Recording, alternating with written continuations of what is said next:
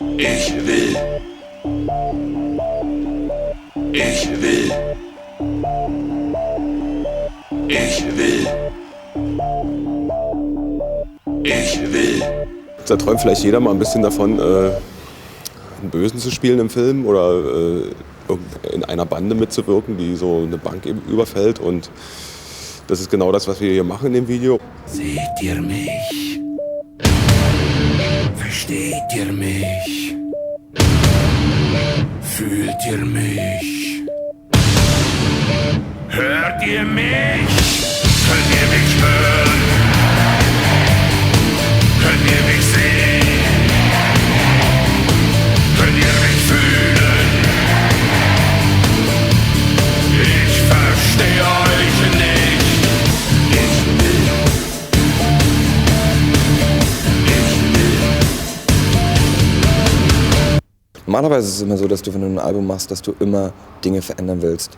Dass du immer denkst, das hättest du vielleicht besser machen können oder das hättest du anders machen können. Bei dem Album fällt mir eigentlich nichts ein. Also es ist so, wie es ist, finde ich es total zufriedenstellend für meine Person. Und ich bin total glücklich damit. Wir waren seit der Veröffentlichung des Albums fast ständig auf Tour oder auf Tournee. Und das hat großen Spaß gemacht, weil wir endlich mal die neuen Titel spielen durften. Wir sind jetzt schon ein bisschen selbstbewusster geworden, was die Beziehung zu den Liedern betrifft. Wir waren, glaube ich, bei dem letzten Video noch ein bisschen unsicher, konnten gar nicht so richtig viel darüber erzählen. Und ich denke mir, dass wir jetzt schon so ein bisschen Resonanz gekriegt haben von dem Publikum auch und die Platte ist gut angekommen. Live spielen ist mir persönlich sehr wichtig. Also ich denke, dass eine Band nur existiert, wenn sie auf der Bühne ist. Alles andere ist theoretisch. Manchmal denkt man auch, da vorne steht einer, der findet das ganz toll gut, was wir machen. Ein Typ oder so oder eine Tante. Und dann spielt man so doll man kann und so gut man kann für den Ehen. Wenn ihr uns hört,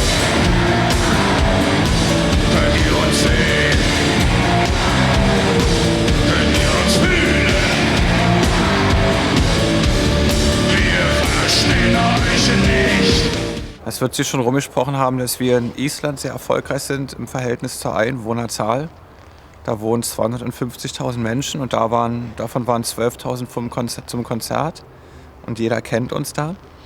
Das wäre so, als würden in den USA 30 Millionen zu unseren Konzerten kommen und unsere Fans sein. Im Verhältnis jetzt gesehen. Mexiko waren wir jetzt vor 2 Tagen.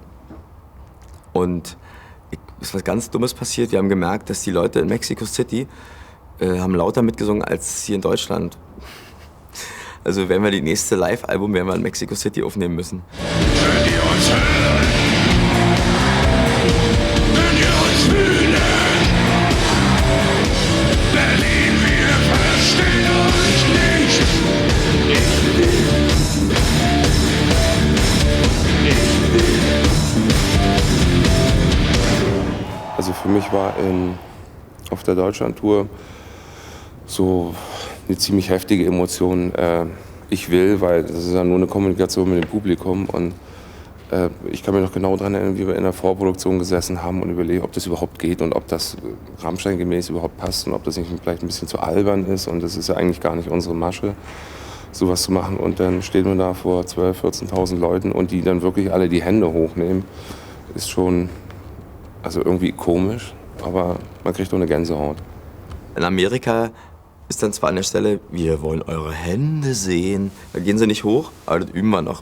Vielleicht werden wir das Video auch mit Untertiteln machen, dass die in Amerika dann wissen, was sie zu tun haben, wenn wir dann wieder kommen. Die Bombe von Flagge muss auch da sein. Okay, irgendwas ist runtergefallen. Mein Ohr. Flagge hat ja die Bombe. Ihr geleitet ihn praktisch alle. Ja, so, ihr marschiert euch, ihr beschützt ihn. Ihr sichert ihn auch. Ihr marschiert hier rein, schreit die Leute zusammen. Und du bleibst mir hier schön im Vordergrund dann stehen und knallst den Hinrich um. Dann marschiert ihr alle schön dicht hinter Schneider so an ihm durch. Ich will. Ich will.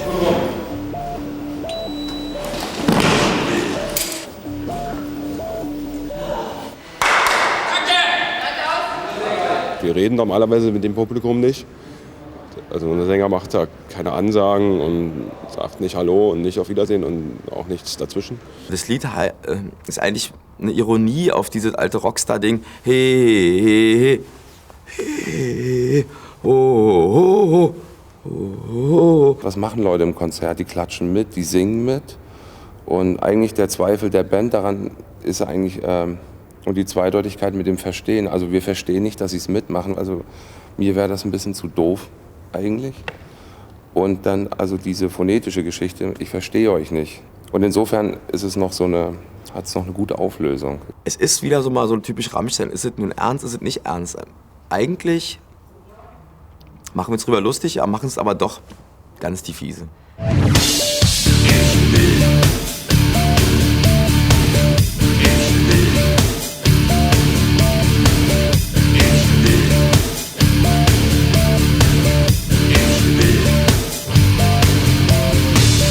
Also Video war für Rammstein immer schon ein interessantes Medium und wir haben es auch ein paar Mal geschafft, also zum Song noch einen draufzusetzen und also es zu einem kleinen Kunstwerk zu machen, wie finde ich bei Du hast oder so. Und vielleicht schaffen wir das bei dem Video auch hier. Es ist vielleicht schon so ein Versuch eines Remakes von Du hast, mal irgendwie wieder so eine etwas straffere Linie zu fahren. Also mit ein bisschen mehr Bewegung und mit ein bisschen mehr Aktion. Und da kommen wir eigentlich letztendlich wieder zurück, weil damit haben wir ja angefangen mit Du hast. Das war ja irgendwie auch eine Geschichte, so eine Ganggeschichte irgendwie, wo wir 6 zusammen waren und das mich auch so ein bisschen erinnert irgendwie jetzt an Ich will. Also von der ganzen Ausstattung und von der Art, wie wir aussehen. Mal wieder zurück zum harten Teil der Geschichte. Ne? Und Action! Und bereit zusammenbrechen!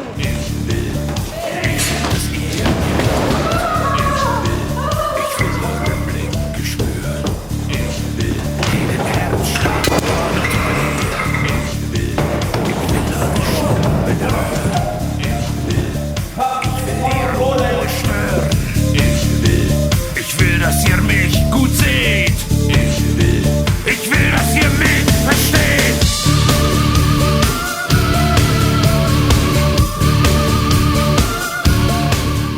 Wir wollen Ärger machen, wir sind böse. Als Menschen in dem Film, in dem Video. Ich finde, am stärksten ist es immer, wenn wir wirklich dieses Bad Boy-Feeling irgendwie verkörpern und spielen. Also das haben wir immer irgendwie in uns und das kommt auch sehr, sehr gut zum Tragen. Einfach so nach vorne in Fahrtrichtung, richtig, genau. Ja, sowas ist gut, genau. Das linke Bein noch mal ein bisschen wieder in den Raum. Bleib im Bilde. Und Action! Und los.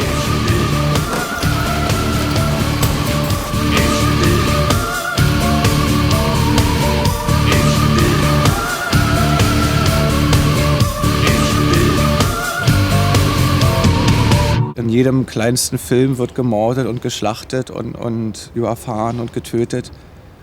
Das finden alle völlig in Ordnung und normal. Und wenn mal im Musikvideo so eine Waffe gezeigt wird, dann regt man sich total auf. Das halte ich so für lächerlich. Wir würden das Video sogar noch ein bisschen brutaler gestalten wollen. Aber uns sind da eben auch Grenzen gesetzt von MTV oder dergleichen. Also damit haben wir jetzt gar kein Problem, dass wir denken, das ist Gewaltverherrlichung oder Aufruf zu Gewalt. Das ist einfach eine Art, sich künstlerisch auszudrücken heutzutage.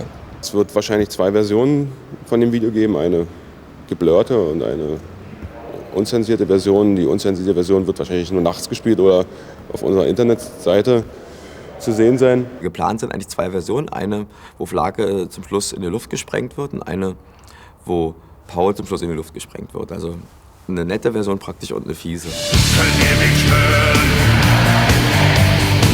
Könnt ihr mich sehen? Könnt ihr mich fühlen? Ich verstehe euch nicht. Könnt ihr mich hören? Könnt ihr mich sehen?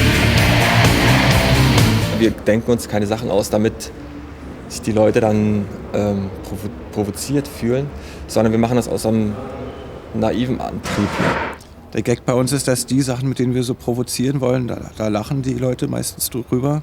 Und die, was wir als kleines Späßchen am Rand machen, gilt dann als ganz böse. Also wir merken selten, wie die Sachen, die wir tun, auf das Publikum dann später wirken. Was uns total gefreut hat, als in der Bild-Zeitung irgendwie auf der Rücklage totes Baby auf Rammstein-Cover, widerlich. Das haben wir uns, aber darauf freut man sich noch drüber. Das war so eine ungewollte Provokation, wo sie sich also wirklich die Mäuler zerreißen, aber wir einfach nur das Bild gut fanden. Ich denke, es ist wichtig, dass Rammstein auch ohne Provokation funktioniert. Also einfach nur als musikalisches Thema. Es ist ganz, ganz, ganz wichtig. Also wie gesagt, wenn man dieses Album hört, ist es irgendwie, es reicht auch nur Musik. Guten Tag. Wie beim ersten nach vorne, würde ich so beim zweiten nach hinten gehen, so bleiben und beim dritten noch mal so ein bisschen nach vorne, beim vierten, beim letzten. Wenn wir uns ganz leicht bewegen könnten, wäre das auch sehr schön.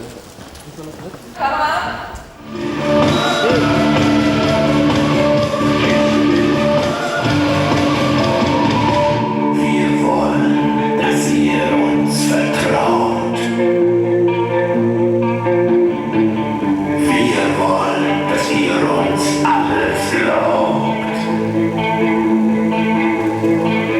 Wir wollen eure Hände sehen. Wir wollen beim Fall untergehen.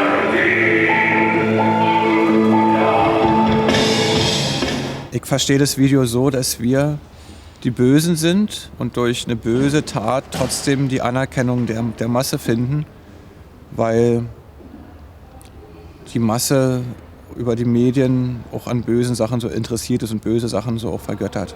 Also dass man wirklich mit einer Gewalttat mehr Anerkennung findet, als wenn man was Gutes tut. Das zeigt ja wiederum, dass diese Attention durch diesen Banküberfall, dass man dadurch quasi, dass man der Liebling der Medien geworden ist, durch Manipulation natürlich, ganz klar. Weil es geht ja auch darum, es geht ja den Medien darum, wiederum auch diese Bilder zu zeigen. Und das ist ja dieses Absurde, dieses Dekadente, dieses Abgefuckte letztendlich. Dass man dadurch dann, wie gesagt, noch einen Preis bekommt. Die Medien klopfen sich ja selbst nachher auf die Schulter, wenn sie noch ihre Preisverleihung auch noch zeigen. Die begleiten ja praktisch die Band. Die Band hat ja am Ende alles erreicht. Sie haben zwar auch alles verloren, weil sie ja dafür in Bau gegangen sind, aber das ist das geringste Opfer, das sie dafür bringen konnten für ihre Publicity. Und Flake ist unsterblich. Weißt du, der hängt da oben nur noch als Gemälde bei der Verleihungsszene.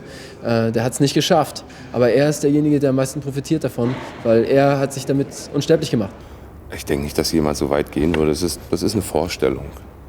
Aber so in der Retrospektive, wenn ich so an uns denke, wir haben auch immer versucht, Aufmerksamkeit zu zum Beispiel hat Paul früher mal Benzin ins Publikum gekippt und dann haben wir kleine Fontänen in den Saal reingehalten, dann brannte der ganze Saal und da sprach sie ja ganz schnell rum oder den Brennemantel und so ein bisschen Pyrotechnik und mal hier was gesprengt und da. Also Aufmerksamkeit ist schon wichtig, damit Leute den Namen behalten und damit man drüber redet.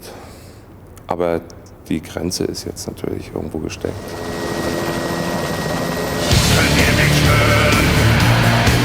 Der Helikopter kommt, glaube ich, jetzt im Moment.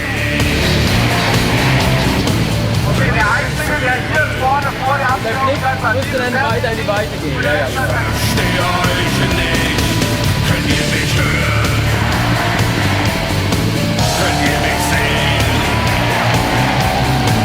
Könnt ihr mich fühlen?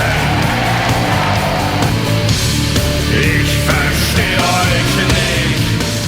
Also ich denke nicht, dass das Video jetzt den Umgang mit den Medien widerspiegelt oder unseren Umgang. Denn wir spielen jetzt eigentlich, oder wir benutzen die Medien eigentlich nicht, sondern wir sind eher so Opfer von den Medien, werden immer missverstanden. Aber in dem Video ist es eben genau umgedreht, dass wir die Medien benutzen. Vielleicht ist es ja so ein unbewusstes Wunschverhalten. Ich denke einfach, sich auf eine Bühne zu stellen und zu spielen und im Studio eine gute Platte zu machen, das ist eigentlich Sinn des Daseins eines Musikers und nicht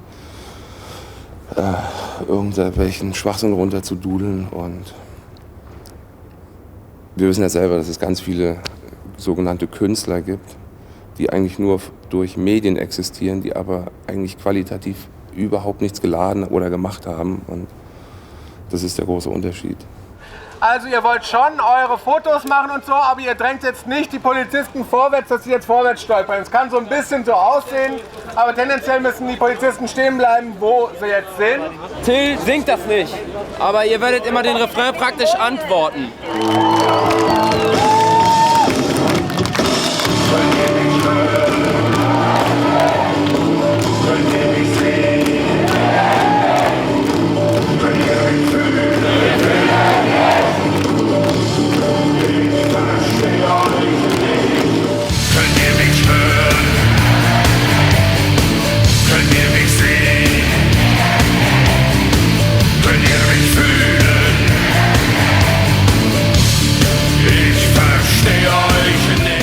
Ich habe mir gewünscht, dass die Rammsteiner kleine Defekte haben, dass sie Makel haben, dass sie die Aussätzigen der Gesellschaft sind, so ein bisschen. Der Till hat einen Klumpfuß. Das ist für mich so ein Symbol, wenn er auftritt, ist, dass der Satan kommt, der Pferdefuß kommt. Der Richard zum Beispiel hat eine Hand aus Plastik. Diese Hand ist gefühllos. Mit der nimmt er die Hand einer Kassiererin und löst damit den Alarm aus. Und das sind so böse Attribute nochmal, die ich so den Jungs verpassen wollte, um das nochmal so ein bisschen zu unterstreichen. Bist du schon hier vorne an der Kante? Und dann fällst du auf das Ding. Dann nach vorne über. Kamera. Und Action!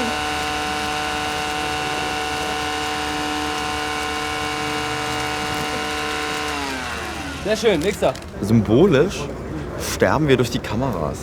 Das heißt, normalerweise stirbt man ja von den Polizisten Kugelhagel, aber wir sterben durch die Blitz, durch die Medien. Die haben uns umgebracht. Schwein. Also ich finde, es sieht super brutal aus, wenn du einfach leblos zusammenbrichst. Und lächeln und fallen lassen.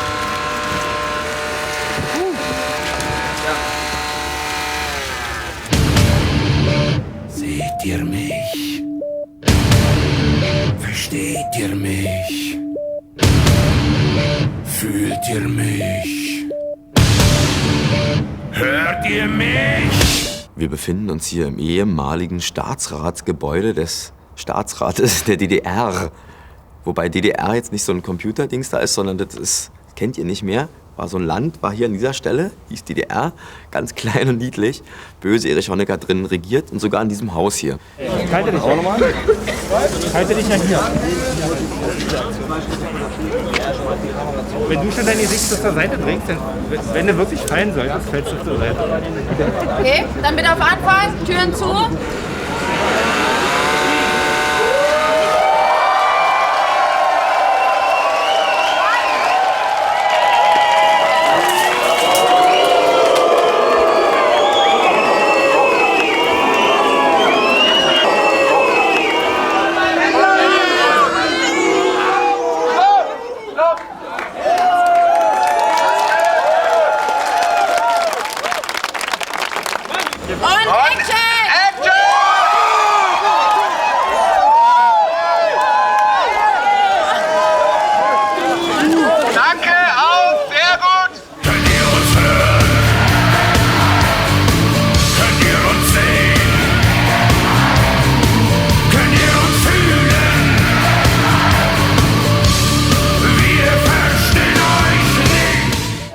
Olli, du stehst schon hinter der Tür. Dann bitte Kamera ab. Wie lange würdest du brauchen? Tür auf. Und Action. Action. Ich will. Ich will. Ich will. Ich will. Ich will. Ich will. Bei uns geht es eigentlich nur um Entertainment. Weißt du, bei uns in der Show geht es darum, Leute irgendwie glücklich zu machen, auf eine bestimmte Art, Leute zu faszinieren. Natürlich ist das Überzogene und Martialische bei Rammstein immer ein Thema gewesen und es macht uns auch am meisten Spaß, den Bösen zu spielen. Aber genauso betrachten wir uns auch als Entertainer, die in bestimmte Rollen schlüpfen und dazu hat man die Möglichkeit im Video. Und es ist mehr eigentlich so dieses Spiel, wir verstecken uns im Schrank und hopsen raus und machen Buh und dann mal sehen, wer sich erschreckt.